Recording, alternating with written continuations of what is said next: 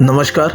आम्ही कोकणकर आणि कलारंग प्रोडक्शन निर्मित श्रीकृष्णा यद्रे लेखक दिग्दर्शक यांच्या संकल्पनेतून निर्माण झालेलं स्त्रीप्रधान नमन आणि नाट्यकृती वादळ याचं दादरच्या शिवाजी मंदिर येथे नुकतंच आयोजन करण्यात आलं होतं. स्त्रियांच्या हक्क अधिकारासाठी सगळेच चळवळ सादर करत असतात, परंतु नाट्य संस्कृतीतून स्त्रियांचे अधिकार, त्यांचे हक्क आणि त्यांची मनोभावना जागृत करण्याचं कार्य, त्यांचं मनोबल वाढवण्याचं कार्य कृष्णा यद्रे यांनी या संकल्पनेतून केलेलं आहे. अगदी खरोखर समाजाचं प्रबोधन अशा या कृतीतून होत असतं. कृष्णा यद्रे यांचा हा संकल्प नक्कीच उपयुक्त ठरेल असा आशावाद व्यक्त करूया. धन्यवाद. प्रथमच पुरुष विरहित म्हणजे सर्व मुलींनी हे नमन सादर केलं आणि या नमनामध्ये प्रबोधनाची चळवळ कशी असते अनेक विषय याच्यामध्ये हाताळण्यात आले. तेव्हाच तुझ्या निस्वार्थ स्वभावाच्या प्रेमात पडलं मी. खरोखर हे लक्षात ठेव, तुझे वडील जसे आहेत या देशाची सेवा करतात, हे तुला सुद्धा हा वारसा चालवायचा आहे. म्हणून त्या वडाभोवती फिरणारी सावित्रीच आदर्श म्हणून उभी करतात आणि जिने अंगावर चिखल शेण दगड धोंडे झेलले,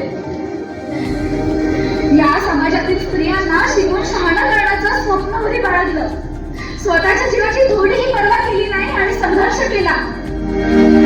अशा या शिक्षणाच्या मातेला, सावित्रीबाईंना मात्र तुम्ही दुय्यम स्थान दिलं. मला सांग, तुम्ही बिझनेस करता, नोकरी करता, पैसा कमवता, पण पूजा मात्र लक्ष्मी आणि सरस्वतीचीच करता. अगं हुंडापायी जायली जाणारी किंवा कोणाच्या तरी वाचण्याची शिकार होणारी स्त्री त्यामुळे किती जीवाच्या आनंदाने आरडली असेल, किंचाळली असेल, त्या देवाचा धावा केला असेल. तेव्हा त्या देवांपैकी एखादा देव जिवंत होऊन गेला का धावून तिच्या रक्षणासाठी? कसा धावेल? कसा धावेल? कारण दगडाला आकार देऊन देव घडवणारे आपणच. आता साक्षी पूजा करावी, पण या पूजेसोबत आपल्यासाठी त्या झटणाऱ्या, स्वतःचं आयुष्य त्या पणाला लावणाऱ्या रणरागिणींना मात्र आपण आठवलं पाहिजे, त्यांचे विचार आठवणात आणले पाहिजे. मला तर असं वाटतं ना की मंदिरात देव शोधण्यापेक्षा माणसाच्या हृदयात माणुसकी शोधली पाहिजे. ती कुठेतरी हरवत चालले बघ.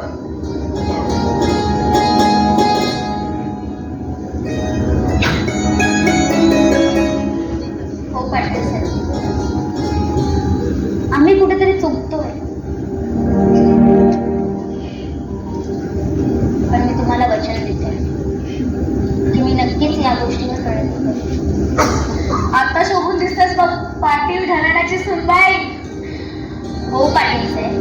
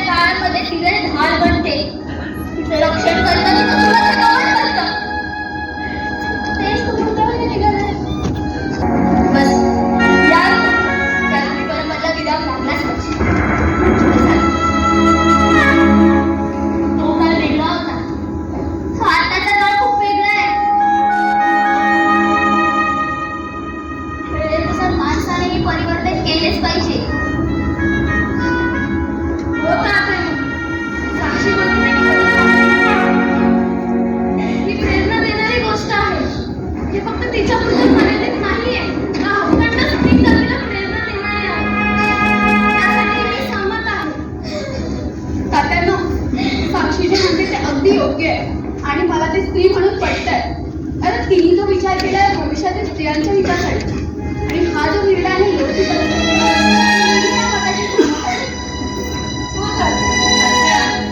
माझी सून बोलते ना ते खरंच योग्य आहे आणि मला खरंच अभिमान आहे.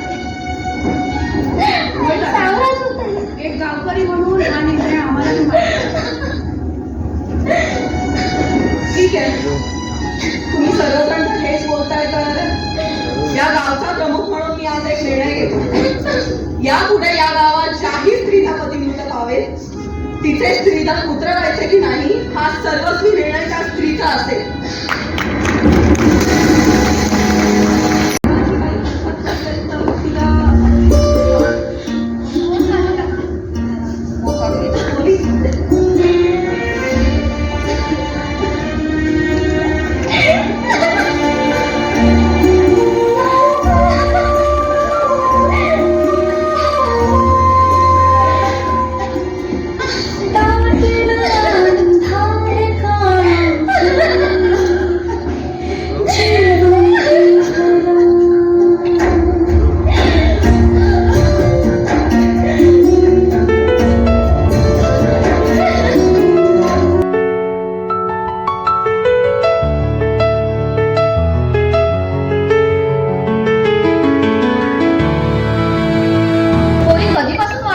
किती वाजले? पोटात दुखतंय? जा हात पाय तोंड धु आणि जेवून घे. जेवायला वाटतं जेवून घे. पूर्वी चालायचं. पूर्वीच्या वेळचे लोक देवधर्म पाळायचे पण आता तसं नाही राहिले.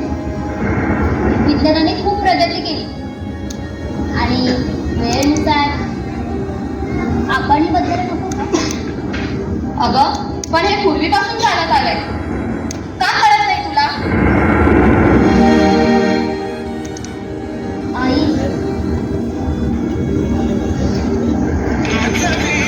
अगं ती लेकरं जन्माला आलीच नसती.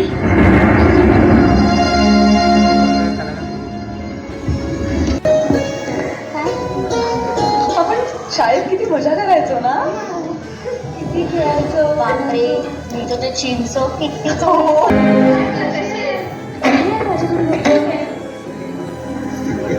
पण साक्षीचा माझ्याविषयीचा राग अजून गेला नाही वाटत. आणि सगळ्यात घट्ट असलेलं नातं एका किरकोळ कारणावरनं तुटलेल्यांमध्ये तू एक अग्रस्थानी होतीस. म्हणून सर्वात पहिल्यांदा तुला भेटायला येते. साक्षी साक्षी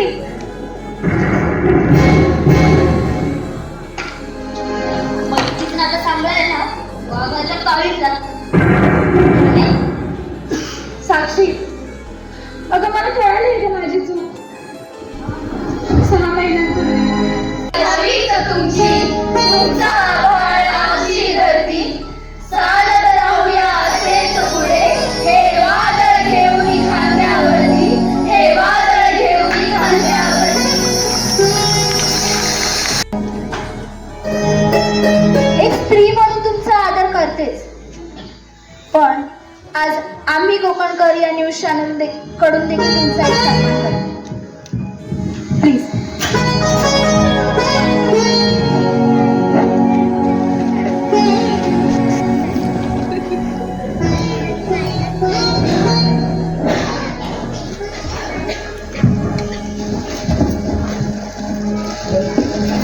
मॅडम तुम्ही नारी शक्तीला काही कानमंत्र देऊ शकता का?